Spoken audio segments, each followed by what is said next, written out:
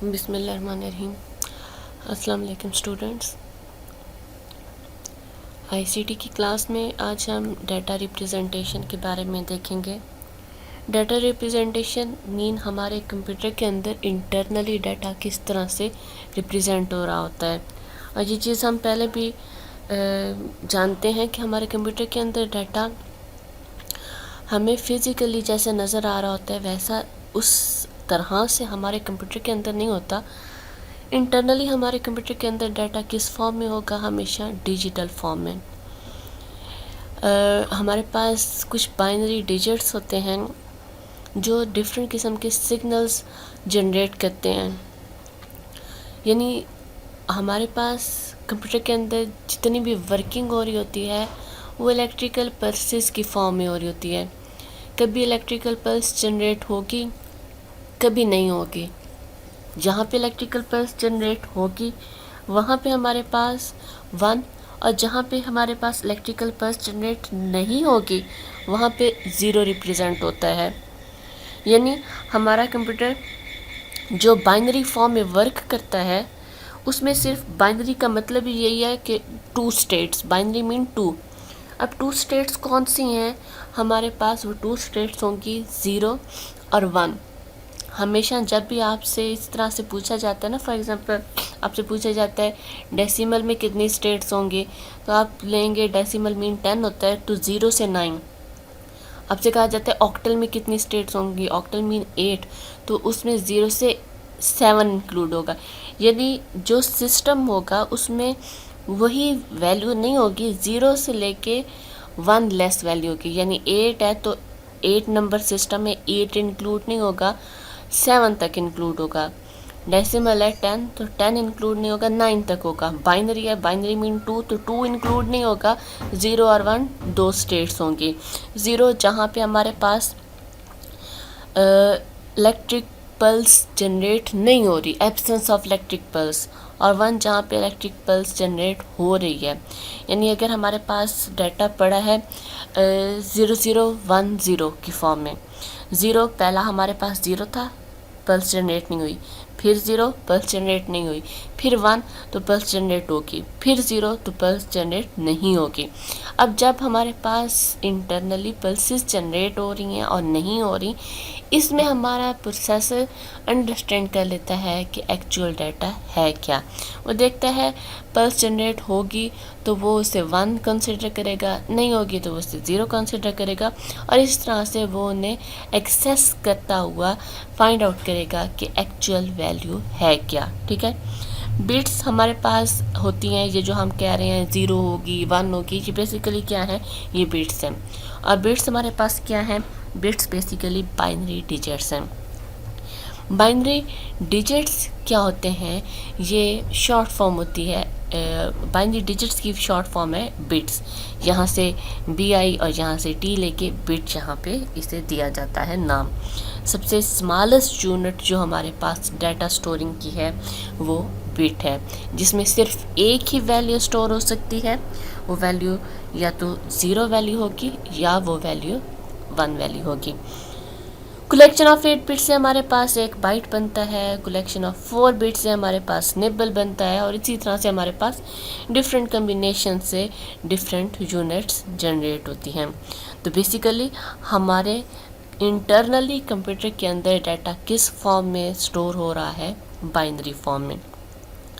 अब जब हम A फॉर एग्जांपल एंटर कर रहे हैं, या हम 7 एंटर कर रहे हैं, या हम 9 एंटर कर रहे हैं, तो उससे बाइनरी कैसे बन जाएगी?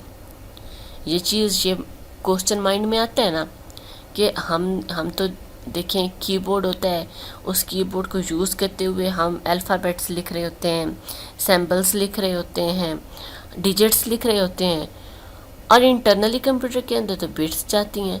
तो वो कैरेक्टर बिट्स में कन्वर्ट कैसे होगा?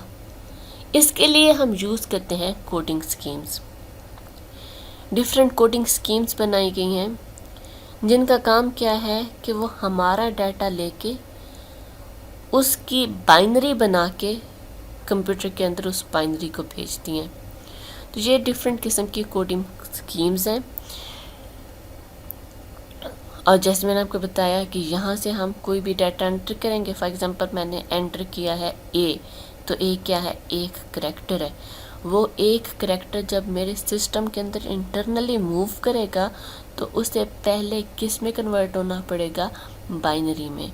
फिर उसकी वो जो बाइनरी होगी वो फर्दर क्या होगी, हमारे प्रोसेसर के पास जाएगी पल्सेस के फॉर्म में, और उसके अकॉर्डिंग हमारा प्रोसेसर वर्क करेगा। डिफरेंट कोडिंग स्कीम्स हैं हमारे पास जो रियल कंप्यूटर्स में यूज़ होती थी पुराने वक्तों में, वो BCD कोडिंग स्कीम थी। फिर हमारे पास एक्सटेंडेड BCD बनी, फिर हमारे पास ASCII कोड्स बने, और फिर हमारे पास यूनिकोड्स, जो आजकल ASCII कोड और यूनिकोड हम यूज़ कर रहे होते हैं। सबसे पहले हम डिस्कस करेंगे BCD। BCD stands for binary coded decimal. Binary coded decimal, decimal values को बाइनरी फॉर्म में कन्वर्ट करने के लिए बेसिकली हम BCD कोड को ही यूज़ करते हैं। याद रखने वाली चीज़ इसमें क्या है, एक तो BCD stands for binary coded decimal, ये आपको इसकी फुल पता हो कि एब्रीविएशन क्या है। 4 बिट कोड है, यानी अगर आपने एक चीज़ जो डेसिमल वैल्यूज़ को ही कन्वर्ट करता है, ए को कन्वर्ट नहीं कर सकता, एल को कन्वर्ट नहीं कर सकता, किसी सिंबल को नहीं, 0 से लेके 9 तक की वैल्यूज़ को BCD कोड कन्वर्ट कर सकता है। इससे हट के और किसी को ये कन्वर्ट नहीं कर सकेगा। ठीक है, अब जो हमारे पास कोई भी वैल्यू है, फॉर एग्जांपल 0 है, तो इंटरनली हमारे कंप्यूटर के अंदर 0 नहीं जाएगा, 0 की 4 बिट्स बनेंगी, 0 0 0 0 इस फॉर्म में।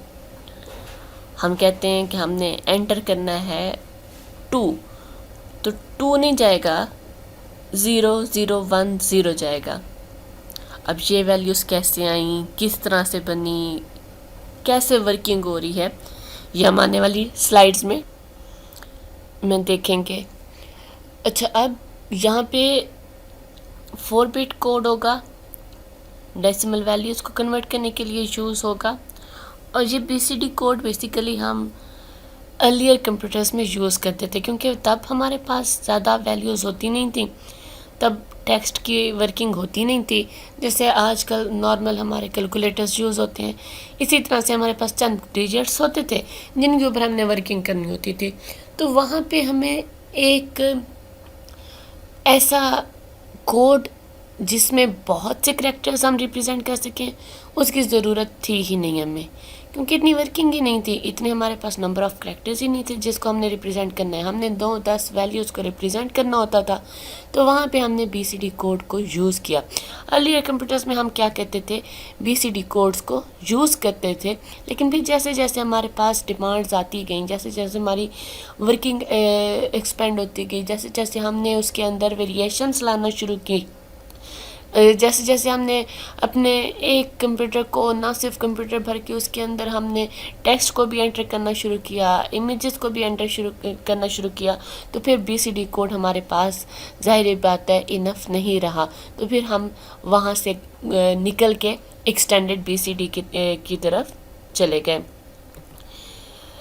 एक्सटेंडेड BCD कोड हमारे पास extended binary coded decimal interchange code है।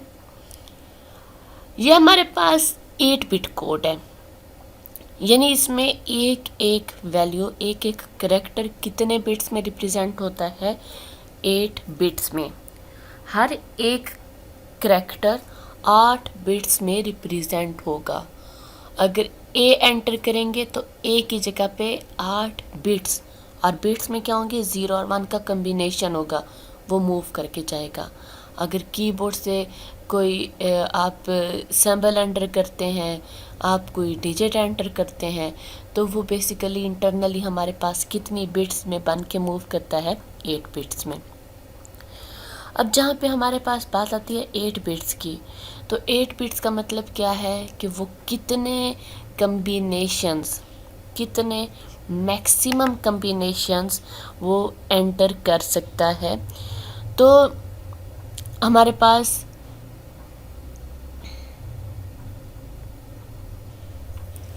256 कैरेक्टर्स इसमें आ सकते हैं। ये कैसे होगा? बेसिकली अगर आप देखें कि हम कहते हैं, हम छोड़ देते हैं 8 बिट्स की बात, हम बहुत लोअर वैल्यूज से स्टार्ट करते हैं। हम कहते हैं सिर्फ एक ही बिट है, अगर एक बिट हो तो उस एक बिट में पॉसिबल कितने हमारे पास वैल्यूज़ रिप्रेजेंट हो सकती हैं। तो हम लेंगे, क्योंकि बाइनरी सिस्टम है तो हम 2 लेंगे और उसकी पावर हम लेंगे 1, क्योंकि हमने एक बिट की बात की। 1 बिट के लिए हमने 2 की पावर 1 ली, तो आंसर क्या आएगा इसका? 2 ही आएगा ना। जब हमारे पास पावर 1 होती है तो वही वैल्यू आती है। यानी अगर एक बिट हो तो 2 पॉसिबल वैल्यूज़ आ सकती हैं। अब आप खुद सोचें वो 2 पॉसिबल वैल्यूज़ कौन सी हैं? अभी हमने डिस्कस किया, या वो 0 होगा या वो 1 होगा। 0 में देखें एक ही बिट पड़ी है, 1 में देखें एक ही बिट पड़ी है, ठीक है। अच्छा, अब इससे हम थोड़ा सा आगे जाते हैं। हम कहते हैं कि 2 बिट्स हैं, ठीक है, यानी 0 0 है या 1 1 है, इस किस्म की at a time collection of 2 bit से हमारी वैल्यू बन रही है। तो फिर कितने पॉसिबल कम्बिनेशंस आएंगे? तो जाहिर बात है, अब 2 की बात हो रही है तो हम 2 में पावर क्या लेंगे? 2 पावर लेंगे। 2 पावर 2 हमारे पास आंसर क्या आएगा? 4 आंसर आएगा। अब 4 आंसर, यानी अगर 2 2 के हम पेयर्स बनाएं तो 4 यूनिक पेयर्स बनेंगे। कौन कौन से हो सकते हैं? 0 0 0 1 1 0 और 1 1, ठीक है। तो ये हमारे पास पॉसिबल कम्बिनेशंस हो सकते हैं।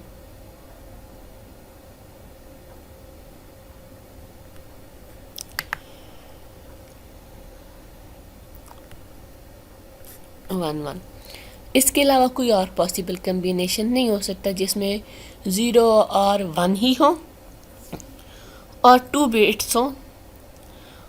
आप खुद माइंड में सोच लें, 0 0 0 1 1 0 1 1 के अलावा कोई और कम्बिनेशन बनता है इनका? नहीं बनता। तो यानी जब 2 बिट्स हों तो 4 कम्बिनेशंस बनते हैं, वो 4 कम्बिनेशंस यही हैं।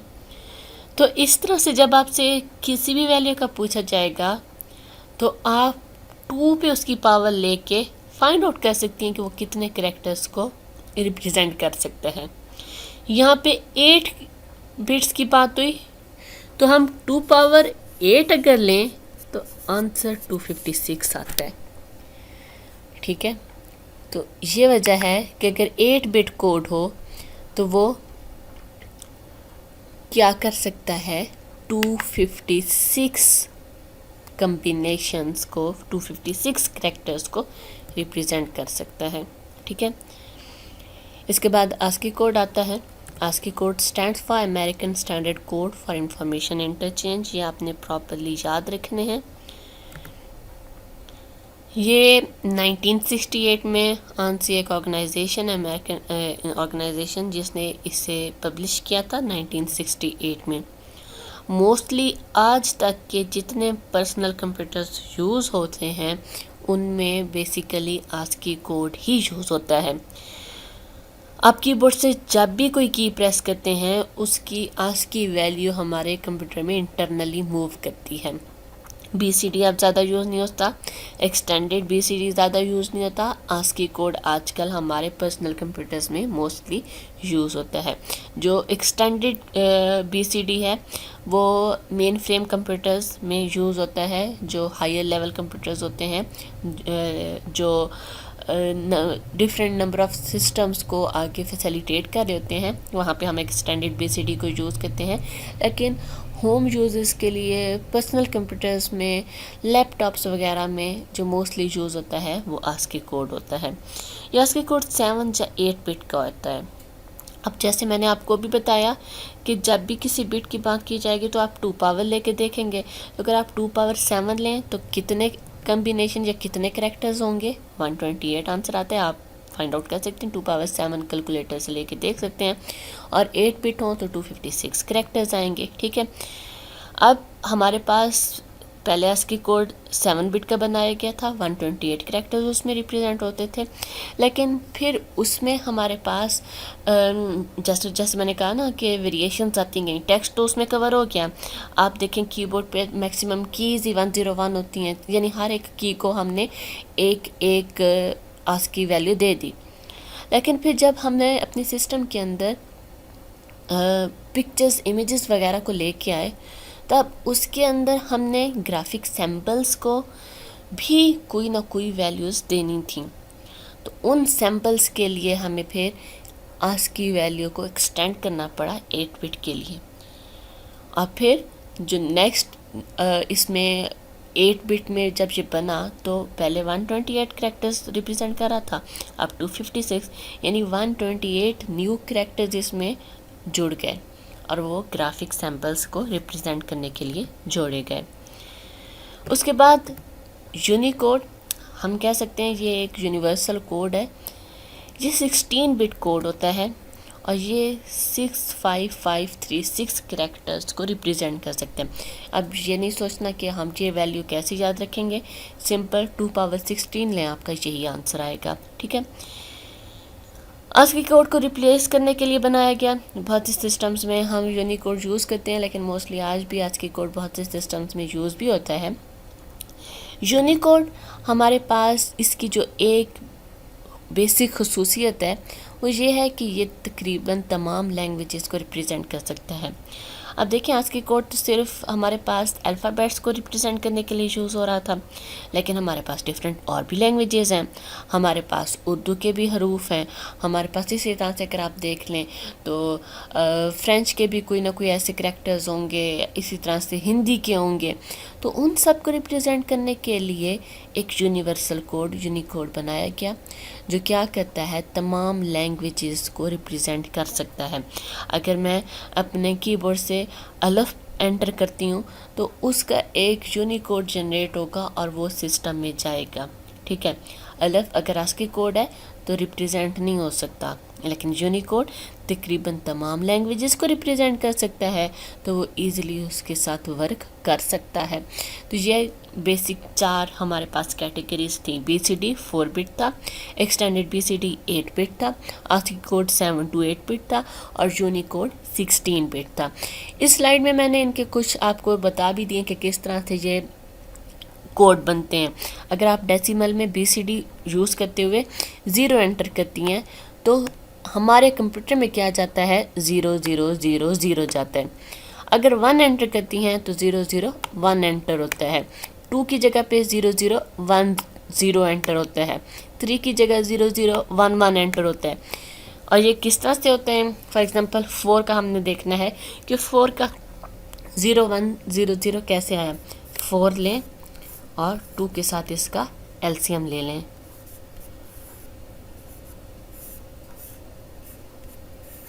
ये देखिए मैंने LCM दिया। ठीक है, इस डायरेक्शन में आपने वैल्यूज़ को लिखना है। पहली वैल्यू कौन सी पड़ी है, 1, फिर कौन सी पड़ी है, 0, फिर कौन सी पड़ी है, 0। 3 बिट्स बनी, हमने कहा था 4 बिट्स बननी चाहिए, तो इस साइड पे एक 0 मज़ीद लगा दें। यहाँ पे देखें 4 की यही वैल्यू आ रही है, तो ये BCD कोड बेसिकली इस तरह से बनता है। ठीक है, ये एक्सटेंडेड BCD है। एक्सटेंडेड BCD में बेसिकली 8 बिट का मैंने बताया ना, वो 8 बिट 4 बिट में डिवाइड होती है और हर 4 बिट एक हेक्साडेसिमल वैल्यू को रिप्रेजेंट कर रही होती है। हेक्साडेसिमल वैल्यू यानी हमारे पास 16 नंबर सिस्टम को। ठीक है, ज़्यादा डिटेल में जाने की ज़रूरत नहीं है क्योंकि इतना ज़्यादा आपके सिलेबस में है ही नहीं, बस इन्होंने रिप्रेजेंट किया हुआ है, थोड़ा सा इंट्रो दिया हुआ है कि किस तरह से ये काम करता है।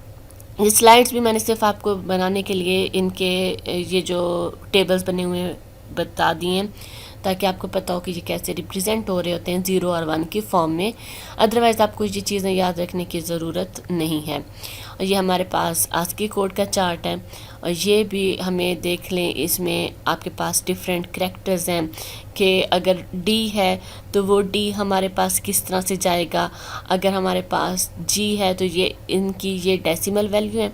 ठीक है, फॉर एग्जांपल यहाँ पे E की वैल्यू 101 लिखी हुई है। ठीक है, ए की वैल्यू 97, तो आप कहेंगे बाइनरी तो इसमें है नहीं, ये 97 फिर बाइनरी में कन्वर्ट होता है, ठीक है, 01 की फॉर्म में कन्वर्ट होता है। पहले ए कन्वर्ट होगा 97 में, फिर 97 बाइनरी में कन्वर्ट होगा, फिर वो इंटरनली कंप्यूटर के अंदर मूव करेगा। तो इस तरह से हमारे पास ये कोड्स वर्क करते हैं। मुझे उम्मीद है आपको आज का लेक्चर क्लियर होगा। अगर कोई कन्फ्यूजन है तो आप मुझसे पूछ सकते हैं। अल्लाह हाफिज़।